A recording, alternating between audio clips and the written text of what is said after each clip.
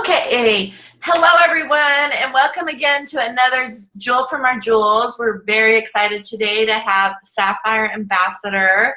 My mind just went blank. Susan Stern from Idaho, and I was blessed to meet her in person at Hawaii. In Hawaii, we were in line at the luau, and her husband's connected first, talking about hunting and fishing and everything, and so they introduced Susan and I together.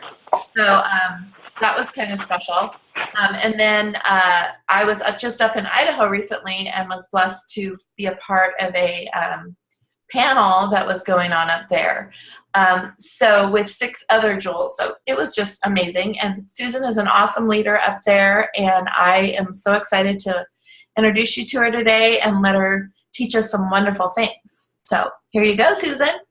All right. Thank you, Cindy. You're welcome. It's always such an honor to get to talk to people outside my own team. It's just super fun and very that you guys would all show up early on a Thursday morning right before the 4th of July holiday to learn a little bit.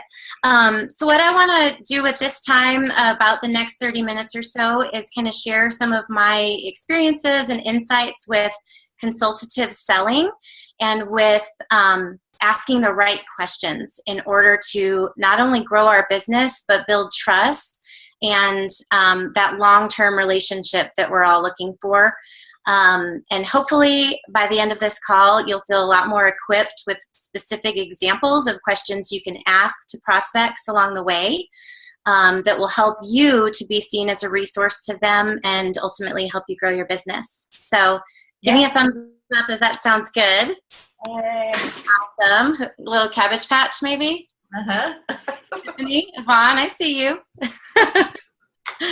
Anyway, I love seeing familiar faces too.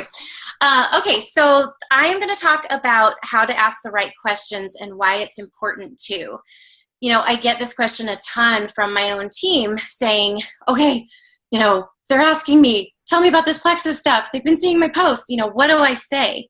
And how I start that answer is ask questions. The minute you get an inquiry about Plexus, you should start asking questions. No matter what, do not start by puking everything you know about Plexus, even if you're super excited about it.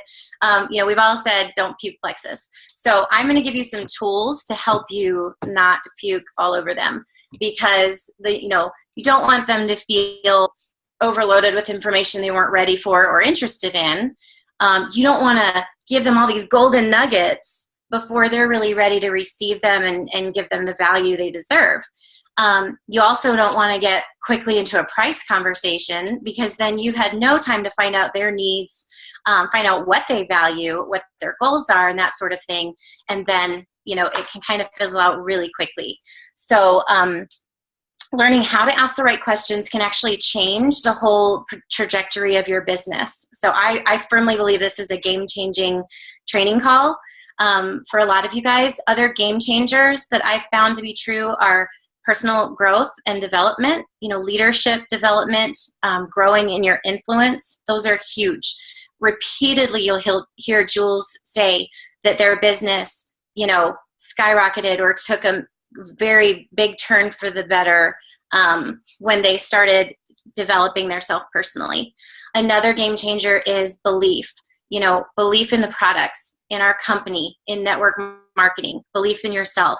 If you have weaknesses in any of those areas that you haven't yet addressed and fortified, then you need to really take an examination of where you're at with your belief and work on that, you know, with your sponsor. That's a whole nother call, so I won't go there. But I feel like learning to ask questions in a natural, curious, caring way is a game changer. So, you know, we are not salespeople. And I did start this call saying that I wanted to teach you about the consultative sales process. But really, we are ambassadors. We share what has changed our lives and what we've witnessed changing the lives of our friends and family and other ambassadors. So never, ever put that salesperson hat on yourself. That's kind of a big burden, and it can make you look desperate. And it just is not network marketing. And so the hat I want you to put on is the caring and curious hat. anytime you're talking to someone, if you come off caring, genuinely, and curious about their health goals, their journey, where they're at, what they want, then that's going to translate into trust and relationship building. So I was at a little bit of my background. I have an advertising degree in the College of Communications from the University of Texas at Austin. And I quickly, after college, started into the advertising business in corporate America. Worked for a radio station in promotions for about a year, and then at an ad agency in Dallas for about 5.5 years. And that's where I met Rosalind Payne, who's my sponsor, and she's a Diamond Ambassador. I also met Kim Pollock. I actually hired her, so I take full credit for how awesome she is.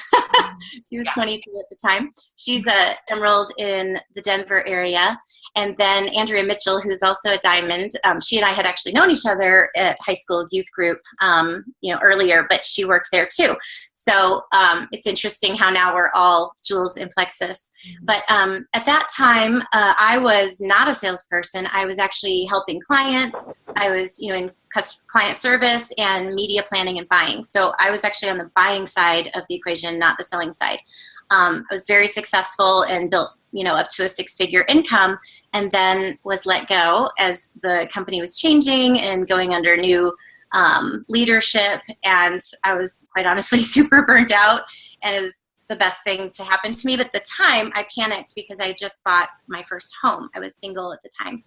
And so there I was with a mortgage and, no husband to lean on or anything like that. And so the #1 television station in Dallas, who I was, in a consultative relationship with them as their buyer, they came to me and said, "We want to tell you what we could offer you if you come work for us in sales." And I was like, no, not sales. I hate sales. I'm not a salesperson.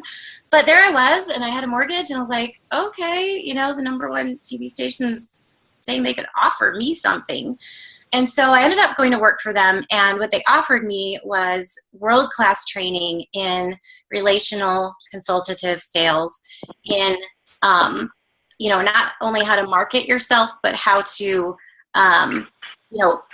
really focus on the customer and evaluating their needs and finding the right solutions for them. So a lot of what I'm going to share with you comes out of that training that I got 15 years ago that, at the time I thought, why am I learning this? And now I see how God doesn't waste anything and has a plan, and here I am sharing it with you. So anyway, let's see. The big thing that I want you to get out of this is that there is a difference between relational sales and transactional sales. So if somebody says, hey, I'm interested in Plexus, and you say, great, here's my website, buy the triplex, and they do, great, you've got a fast sale, but that was totally transactional. You built no value, and chances are the minute they have a bump in the road with their products, they're going to cancel. And so what we want to do is lengthen that sales process, actually. It's not good to get a one-and-done sale. You really want to slow it down a little bit, and that's for your benefit. Now, I'm not saying that you want to, what we used to call close after the sale. I mean, if they're ready to buy and they're, ready, then by all means, give them your website and, after you've done an adequate amount of information gathering. But so the transactional sales are they're very price oriented. It's kind of like looking in the newspaper at car ads and calling the car dealership that has the cheapest one. They have no opportunity to tell you why their service is better, why their, whatever guarantee is better, why their salespeople are better, that sort of thing.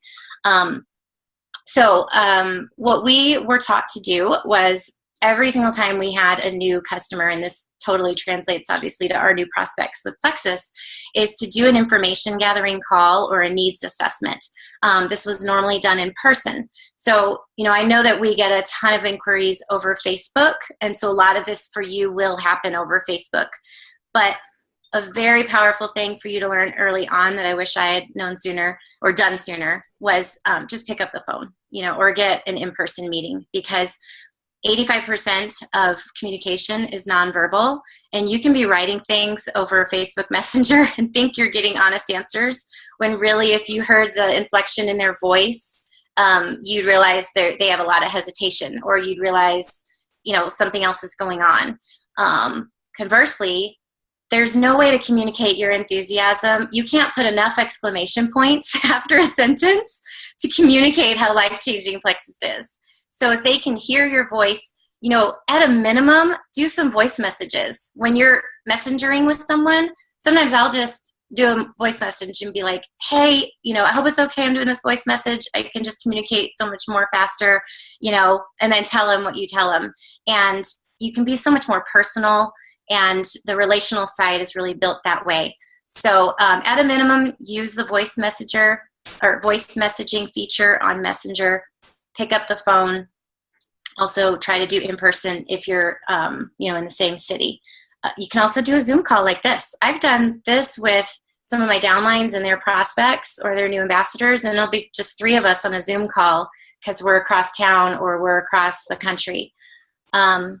There's just no substitute for face-to-face. Sorry, I have some notes because I have a lot I want to tell you and I don't want to miss anything. Let's see. So you want to build trust and value to create your long-term residual sales. And that's what network marketing is about, is the long-term residual sales. It's exhausting to just focus on customers all the time because, you know, they can come in and out with the 60-day money-back guarantee, and they sometimes don't have the long-term vision in mind like ambassadors do. But you want to build up as much of this relational value even with your customers as you can so that they become long-term preferred customers and then maybe eventually happy ambassadors too. So another thing we used to, they used to tell us about was, you know, before you go into a needs assessment or information gathering meeting, come up with some compass questions. So think of a compass, north, south, east, west, and they would have goals and needs, you know, on one side of the compass, and opportunities and challenges on the other, or threats, challenges, threats. You can start, you know, creating categories of question, or create questions and then categorize them like that, and make sure that you're covering all 4 of those, because you might do a great job in uncovering their goals and all this stuff and what they want, but then, you know, later you find out they actually were about to move or go on a long vacation, or they were in the process of a divorce, or a family member was sick, and then you find out later that they quit taking the products, or they quit working their business, or whatever it is, and that blindsided you because you had no idea that was going on in their life. So really exploring each part of this is helpful, and will help you all along the way. It can also help you up front. If you find out, oh, they're going to be going on vacation, then you can get ahead of that and say, okay, well, you know, stock up for your whole vacation. You know, it's not hard to take our products while you're on the road. Just put them in your purse. Probio 5 doesn't need to be refrigerated. Like, you don't have to stop taking the products or delay starting until you get back. Totally can be a part of your vacation. Okay, so the other benefit to asking these questions first is that you don't want to go totally down the wrong track with somebody, thinking they're, you know, interested in something or concerned about something when really they're not. So all of these questions will help you to determine that, and then you know kind of what track you should go on with your next questions. If it helps you to create a document that you print out, like if you're going to meet with somebody at a coffee shop, sometimes I'll come up with 5 to 10 questions, whatever that may be, and I'll just write them out or type them out really quick, and I'll put a bunch of space in between, you know, so here's my notes. I might have a question and then this much space and then a question, and then, you know, as they answer something, even if it's out of order, or maybe they bring something up and I'm like, oh, that was question number 8, I was going to ask them that. You know, then you just jot down the notes there, and it's just kind of a record of the conversation. It's not something you're going to hand them and say, oh, fill this out. You know, it's not like that. It's more for you to jog your memory and then have space to write the notes down. Let's see.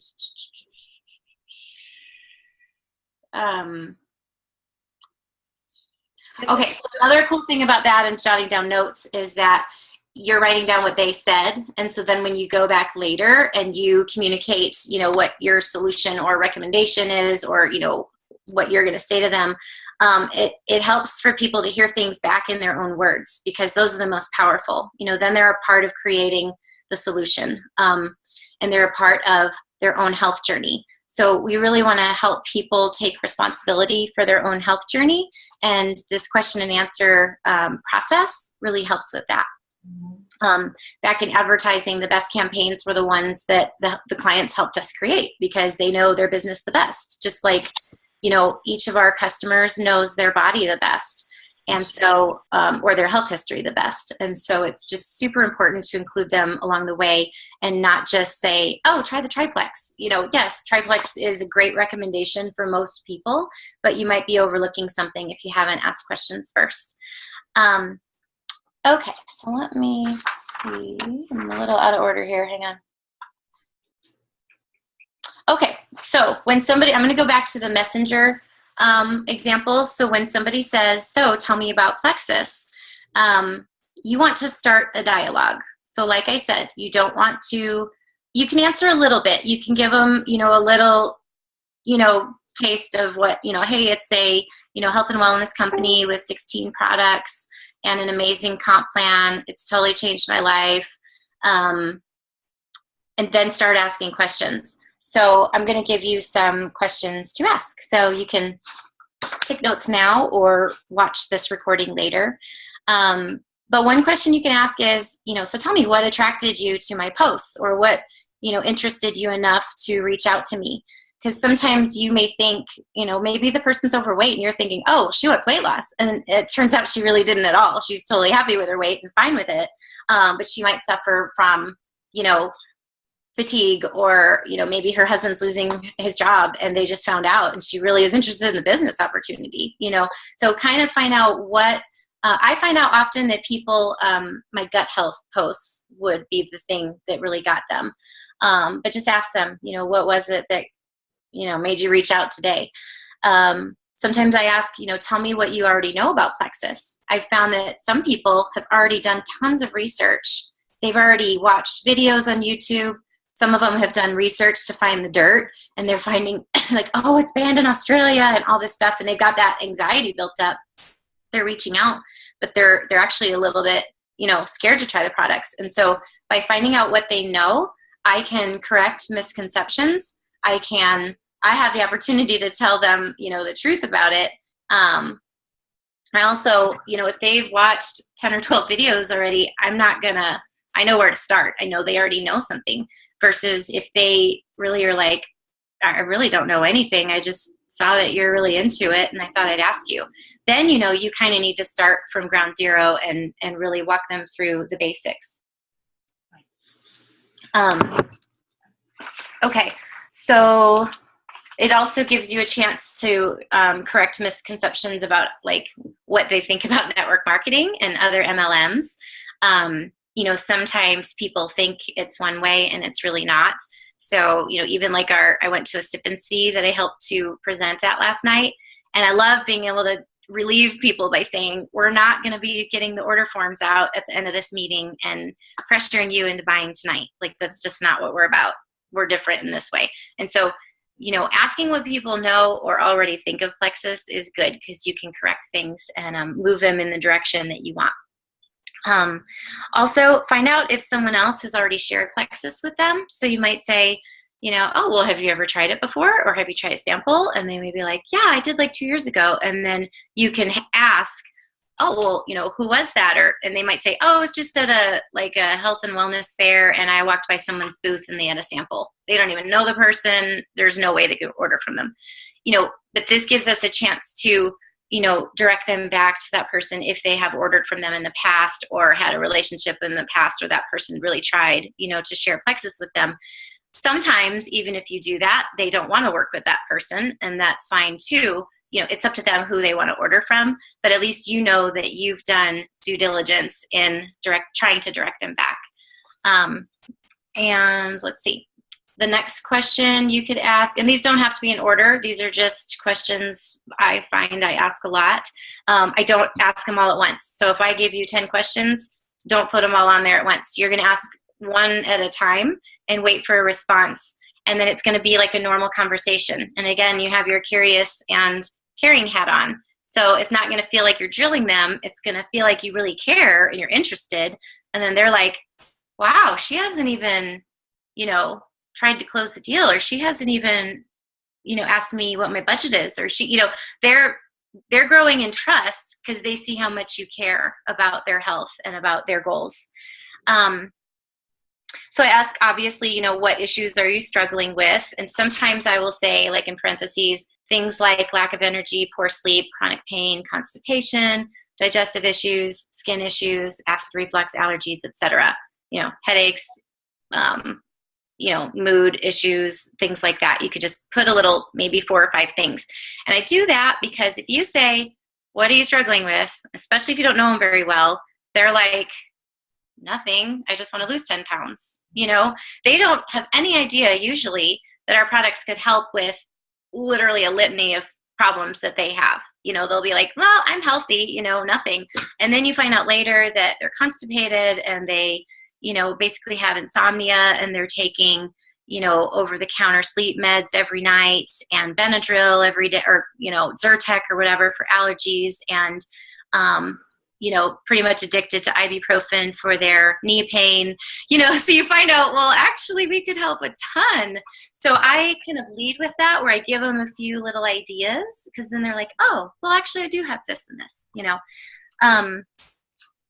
and so you're actually educating them with that question. You're asking them, but you're also telling them, but it's in a way that doesn't feel like you're selling.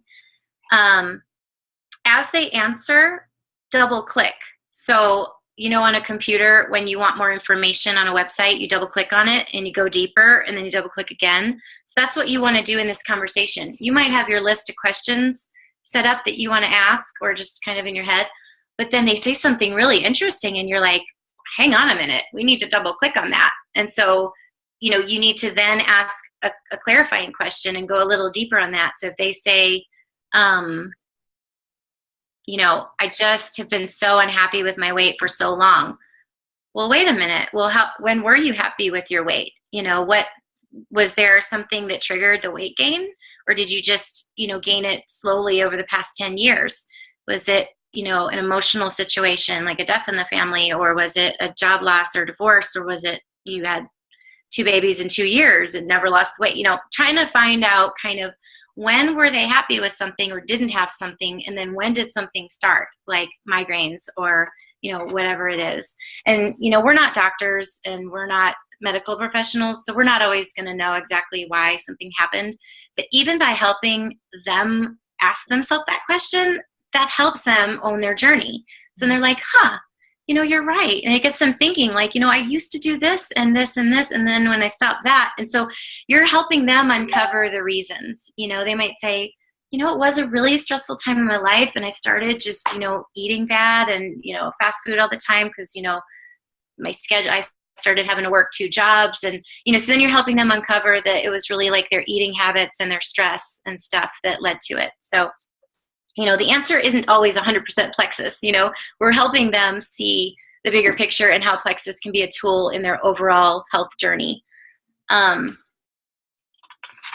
Also, when did something start, or pinpointing foods or other triggers like stress that, could cause it. So, sometimes people are eating a very unhealthy diet with tons of processed foods and sugar, like I said, sodas, fast foods, or they're eating a lot of inflammatory foods, and they might have like some sort of autoimmune issue going on that they don't know, it's not diagnosed yet. And so especially for people with autoimmune disorders, avoiding inflammatory foods is really important. And that can be gluten or dairy, sugar. There's a list you can Google and learn more about that. So obviously, another question you can ask is, what are your goals? That's a biggie. Is it weight loss, energy, better sleep, reduced pain or other symptoms, help with your finances, just exploring what their goals are. And a lot of times people are like, I don't really have any goals. I just saw your post and I want to lose weight, so that's okay, but help draw out some goals, help them see that plexus really offers more than maybe they realize. Another biggie to ask before somebody orders is, what prescription meds are you on or have you been on in the past? And what over-the-counter drugs are you taking regularly? Like I said earlier, a lot of people are really abusing over-the-counter drugs. Also, the prescription drugs like antibiotics can just wreck the gut, as we know. And so I like to ask what their kind of lifetime history of antibiotic use is. And like myself, I was on antibiotics a ton in my first year of life. So of course I had massive yeast issues when I was 2, yeast, diaper rash, bladder infections, things like that. Of course, looking at my baby book, I'm like, oh, that's why my health crashed at 33, like kind of looking at the trajectory of my life. So help them do that, help them see that maybe when they were in the hospital that time and were pumped with tons of antibiotics and steroids and all this stuff for 2 months, that it could have been a turning point for their health, and we need to help them get their gut health back to a healthier place. Let's see. Also, things like thyroid meds. If they're we don't have enough time for this to be a product call. So if you want more information about this kind of stuff, you're going to need to probably talk to your sponsor or do some research on team pages. But people who are on thyroid meds, and I'm not completely 100% sure, but they have to often separate their supplements or their food from their thyroid med by, some say 1 hour, some say 4 hours. So they need to work with their doctor on when they can take their supplements, because if they're taking them at the same time, I think they cancel each other out or something like that, or the supplements can make the thyroid med not work. So you want to make sure you kind of are alert to that. Birth control can cause, yeast overgrowth and other problems like, emotional mood issues. It can cause, weight gain, things like that. Heart meds, for sure, if somebody is, has heart problems or is on high blood pressure medication, you want to make sure that you're not recommending the boost or the accelerator or the edge, at least without their doctor to be involved in deciding if that's okay for them. Of course, tons of people who are on high blood pressure medication drink coffee every day and tons of caffeine. So, they would just need to know that they're going to need to delete that if they're going to try this type of thing. Blood thinners, things like that. So I don't have an exhaustive list of which drugs we need to have people avoid, but that's just something to ask and to explore with them. Also asking them what allergies they have. So things like shellfish or other ingredients. People have had stevia allergies, and so then they react to the Slim negatively because it's sweetened with stevia. Or, the shellfish is in the green lip sea mussel extract is in the Ease cream and Ease capsules. And so you just want to make sure you're not offering them a product that they're going to have a problem with. Someone is saying on the chat that chromium in Slim counteracts the synthroid in thyroid meds. So it's best if it's separated by 2 to 3 hours. So thank you, Nikki. So another question to ask is just how much water do you drink in a typical day? And then when they answer, especially if it's low, then you can educate them on how important it is to drink water. I mean, obviously everybody knows that, but a lot of people don't do it. That's going to be really important in their plexus journey because so many of our products are detoxifying and they're going to need to be flushing out those toxins, and eliminating the waste. It's also going to help with their weight loss journey because fat cells, part of the job of fat cells is to store toxins to prevent them from going into the vital organs. And so if they're not drinking enough water, then those fat cells are not going to feel like they can go off duty. You got to flush it out so the fat cells can shrink, and disappear. Sometimes I ask, and again, you don't have to ask all the questions to all your prospects, but these are just great questions to know about based on where the conversation is going, and to help you then recommend which products would be best for them. Mm-hmm. So let's see. What is your diet like on a normal day? Do you drink sodas? Do you eat fast food? They need to know that those do work against the products, but they also need to know that they don't have to quit all that immediately on day one because it's not a diet. And you can let them know then, like, hey, tons of people have actually quit decades-long soda addictions with plexus because, over time, some fast, some slow, the products have steered their cravings away from sugar to where literally they try to drink a Dr. Pepper and they can't even finish it. That happened for me. So I'll tell, somebody that about me. I used to drink a big venti iced caramel soy latte from Starbucks. It was $6.11, and I could down it in one sip. And now I can't even finish a small. So, you know, as you're asking questions, slip in some little educational tidbits, you know, and that way you're not puking it. You're just, it's like a natural thing. Like, oh, they answered this, so I'm going to give them this fact, you know, and you're setting yourself up as a resource and somebody who knows about what you're talking about. So let's see, would it interest you to hear how you could get your products paid for or possibly earn even more? This, you know, obviously is a business opportunity question. You can phrase that however you want, but that's, you know, as far as asking them about getting their products for free, because a lot of people, they don't want to start a business, but they do want to get their products, you know, basically for free or paid for. And, you know, they can do that with just having a few preferred customers themselves. Ask if there's anything going on in their life or their world right now that might distract them from, you know, starting on their Plexus journey or slow them down. Kind of like I talked about earlier with the compass questions. You know, there might be something going on in their life, and you want to uncover that now about, you know, what might slow down their journey. Things like a new baby about to, you know, maybe they're pregnant, maybe they're about to move. Again, a loved one might be terminally ill. Just summer, kids are out of school, vacations, things like that. And then you can help them come up with a plan to be successful even with, you know, those obstacles in their life. And then another question would be to ask them to dream. And this, of course, would not be the first question you would ask, because they'd be like, I just want to lose 10 pounds, you know?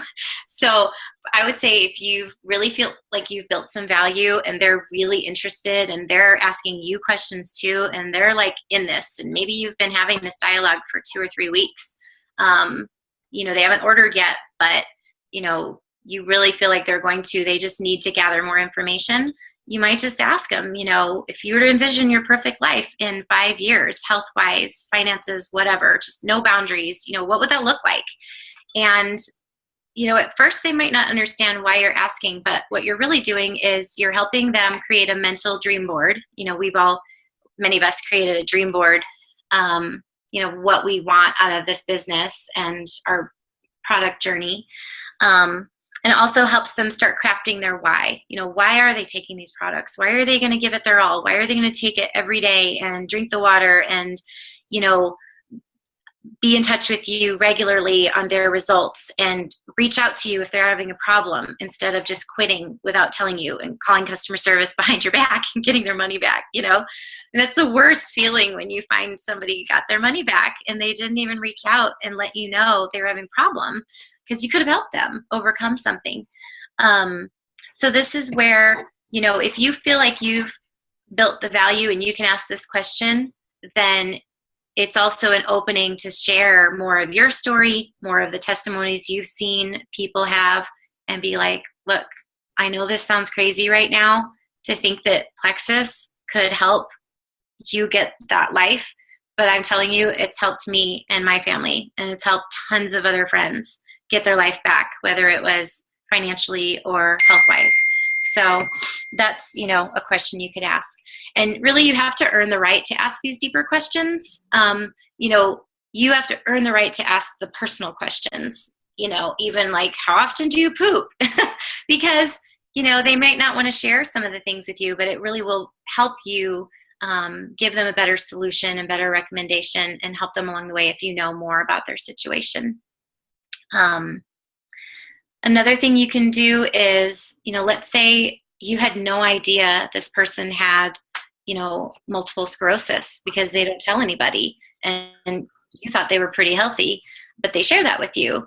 But you don't have MS, so you don't know that much about it. But there's some people on our teams who do. And you can say, would you be interested in me just connecting you with a couple other, you know, women on my team that have MS, who have, you know, experienced, you know, improvement with their symptoms with Plexus, and ask their permission to do that. And then if they say yes, you know, you might want to ask those people if they're okay with you connecting your prospect to them. Because it's not like if you have MS, you want every single person, being, connected to you in a three-way chat. But, if you feel like you know them well enough, you might say, because they also want to help other people who have what they're suffering with. So I might connect the person and say, hey, so-and-so, so-and-so, just wanted you guys to meet, in this chat, blah, blah, suffers with MS. And, I thought you might be able to just share, which products have worked best for you, kind of how long did it take, what your protocol is, that sort of thing. So reasons you would ask questions and, kind of do what I'm saying and slow down the sales process, again, would be to correct misconceptions that could have them going down totally the wrong track. Educate them on what Plexus can and can't do without seeming like you're preaching at them. Just by that dialogue that you're creating, you have opportunities to pop in with more information. Leading them to see what you see. So sometimes by leading with a certain way that you ask a question, then they're like, oh, I didn't know Plexus could do that. So you're trying to lead them to see what you see because they don't see it yet. They just don't know yet. And that's our job, is just to help them see what we see. Questions also build trust and long-term vision for the relationship and for their journey with Plexus, whether it's a customer or an ambassador. It makes sure that they see you as a resource and not a pest. So if you just keep every week, you're like sending them more information, but you're never asking them, hey, would you like more information on this, or asking them the questions we've talked about, then you don't know if anything you're sending is really of value or if they're even reading it. So we call that permission-based marketing or permission-based sales, where you frequently ask, how does that sound? Or would you like me to XYZ? And then they say yes. And so you're getting little yeses along the way that will help you get the bigger yes later.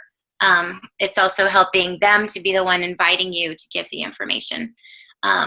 So whenever people always ask on my team, well, what do I do if, I've given them all this information and then they just stop, they're just not ordering. They keep saying they're going to order and then they don't, or they just stop replying. So I will often just touch base with them. I'll give them some space. Sometimes it's a paycheck thing, and maybe I'll give them a month because it might be the next paycheck or something they need. Sometimes I pop in every 2 weeks. It just depends. But when I do, I don't say, so have you made your decision on Plexus yet? Or so are you ready to order? That just comes off very like it's all about you and not about them. So I might, if they said they had some issue, I might research and Google some articles that are really interesting about what they're suffering with. And I might send it to them and say, hey, I saw this article and I thought of you. Just wanted to remind you that Plexus can help with whatever. Thought this might be helpful as you make your decision about whether or not Plexus is right for you. So a lot of times I'll say that as you make your decision about whether or not Plexus is right for you, because that's my job, is to help you decide if Plexus is right for you. It's not my job to sell Plexus to you. So that it also makes it like, I'm fine. I'm working on other customers and ambassadors. I'm not just like focused on you. When are you going to order? When are you going to order? That sort of thing. You want to keep being a resource. Keep giving them little tidbits of information. So every time you reach out, asking a question and giving them a little bit of helpful information. Sometimes I'll give them a YouTube video. So if I've recommended the triplex and they haven't ordered it, then I might say, hey, I thought you might find this video interesting that Master Nutrition Therapist May Darling made on the triplex and why those products, are so powerful to balance blood sugar, digestive health and inflammation. And then I'll just put the link there and they might watch it, and just give them more information. Okay, I'm rounding this up. So what do you say when they ask for the price? Okay. Delay giving price as long as you can without it being awkward. Never give your website or your price sheet in the first reply. Okay. We're not trying to be evasive or weird about it, but the fact is, once price is brought into the equation, your ability to add value is pretty much over. So once they have all the prices, that's what they're going to see, say, oh, it's too expensive. They really didn't even realize what, the value was. And so you lose a lot of power the minute you give the price too soon. So what do you say without being evasive? So here's some ideas. Sometimes I'll say, well, the price can vary based on which products we decide will be best for you, which ones we're going to recommend. So if you don't mind, I'd like to continue to ask you a few more questions about your goals and your needs so that I can make sure I'm recommending the right ones. And then I'll kind of give you the breakdown of, how you can order from there. Another thing you can say is just mention that we are really price competitive with other supplements that you could buy at, health food stores. You can say you can't put a price on good health. You don't bullet point this, you just make it conversational. You can also mention the 60-day money-back guarantee. So, if that's a real concern about price, say, well, there's really no risk either way because, if it doesn't work for you, you can get your money back.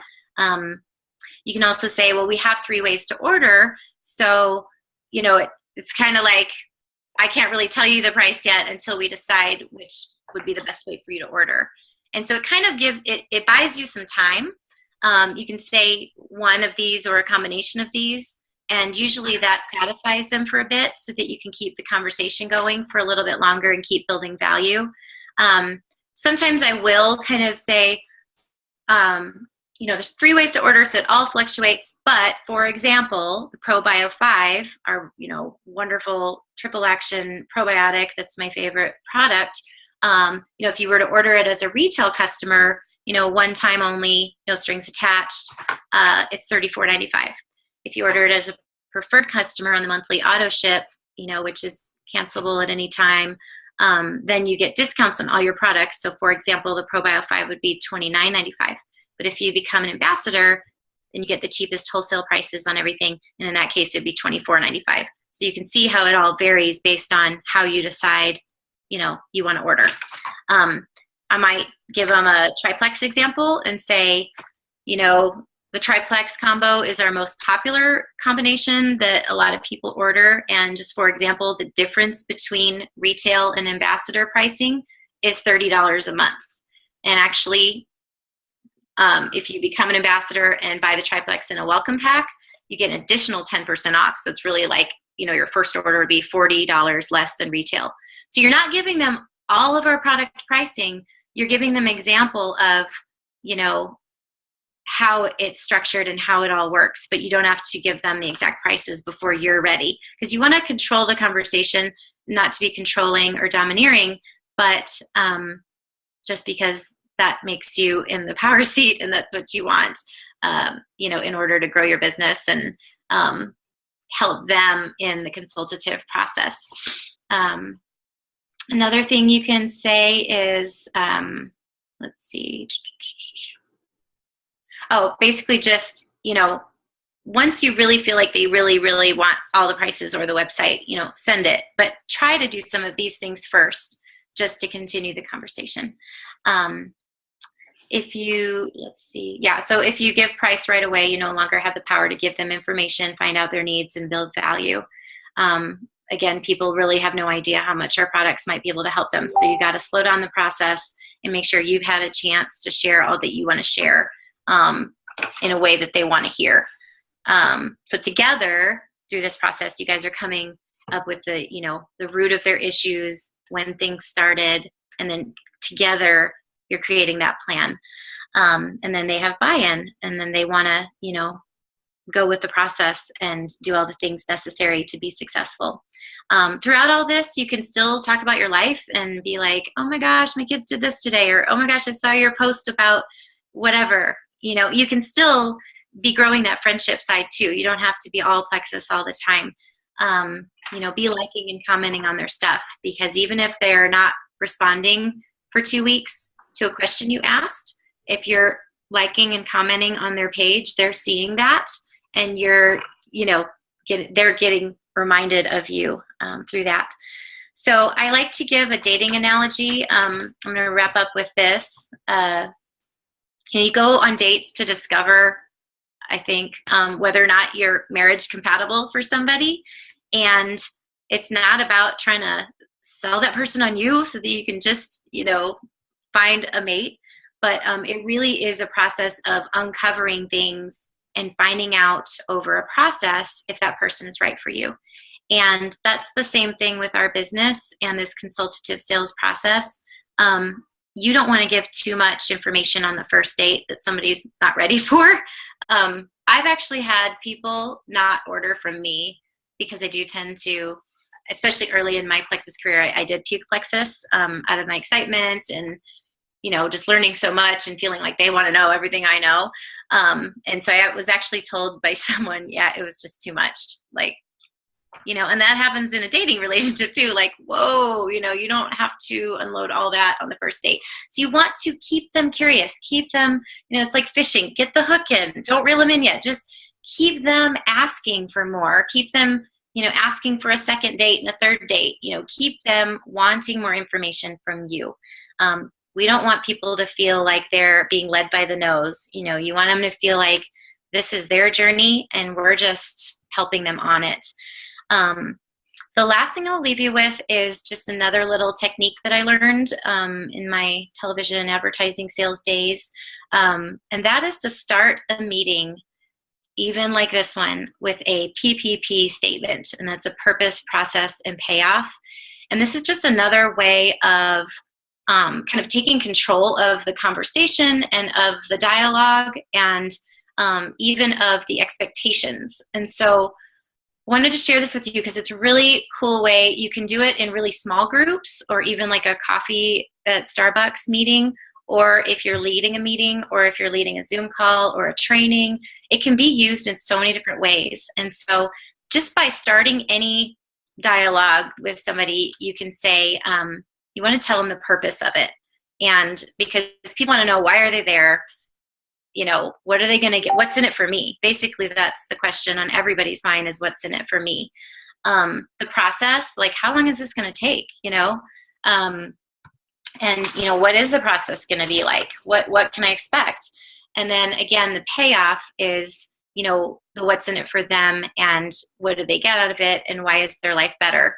And so I started this call by saying that the purpose of it was to give you guys some insight into the power of asking the right questions through the consultative selling process and sharing some of the things I've learned through my experience that I think have really translated into my Plexus success. And then the process would be over the next 30, I probably should have said 45 minutes. I plan to give you specific examples of questions, that you can ask your prospects, family and friends, to see if Plexus is right for them. And then the payoff would be, hopefully this would help equip you to be more confident in asking these questions and to grow your business long term. And so I would just encourage you. Oh, and then I asked for your agreement. I said, how does that sound? Give me a thumbs up. So I'm trying to just model some of the things that I do regularly that for a while I didn't even realize I was doing these things in my Plexus business because I had done them so much in ad sales that it became a part of me. So I would just encourage you to start doing these things and doing them all the time. And even if you have to write down your purpose, process, payoff, and memorize it, and then try to say it, and writing down the questions at first to make sure you don't forget any, but do it, because practice does make perfect. And when you see, a concert pianist make it all look effortless in a concert, there's been years and years of practice behind it. And so, like Victor Antonio shared at, I think it was Leaders Retreat, maybe Super Saturday, there's a process of becoming unconsciously competent. So there's that whole grid of you don't know what you don't know, like you're completely oblivious of what you don't know and you get blindsided. Then there's, what you don't know, like, you're not ready, you need more training, and what you don't know. But then there's conscious competence, which is, okay, you can be really competent and you could lead a Zoom call for your team, or you could really do well asking a prospect these questions, but you really have to try hard, because you have to be very conscious to do it right. What you want is to have so much practice under your belt that it becomes unconsciously, you become unconsciously competent. and it feels natural and it flows out and it doesn't seem clunky or salesy or like you're putting on someone else's words. It becomes your own words. That's what you really want through all of this. And so I would just encourage you to practice these questions, practice being a consultative let's not say seller, sharer, and just really putting on that curious and caring hat and building trust and relationship. And I think that your business will really grow because of it. So thank you guys. Sorry I went a little long. No way. That was like tons of pages of notes. I know. I loved it. And this is probably one that you'd want to go back and rewatch to get all the notes from, because she did an amazing job giving us all these tips. Susan, do you have those questions printed out anywhere or not? Yeah, just in my notes here. So I can copy and add that to that page. Yeah, I can add it to the file section in there. Oh, okay. Yeah, I'll send it to you. For everybody too. But, that was amazing. Thank you so much. I learned so much. I loved it. And I know all of us on this call are going to, implement a lot of these things that you taught us today and teach our teams, because we are duplicatable. That's what this is all about, us leaders learning to teach our teams. So thank you very, very much for spending this time with us this morning. I so appreciate you. Learned so much. So thank you so much, Cindy, for the opportunity. And I just love getting to know you and your story. And we'll see you in Kona. Yes, can't wait. A few more days. Everybody unmute and let's thank her.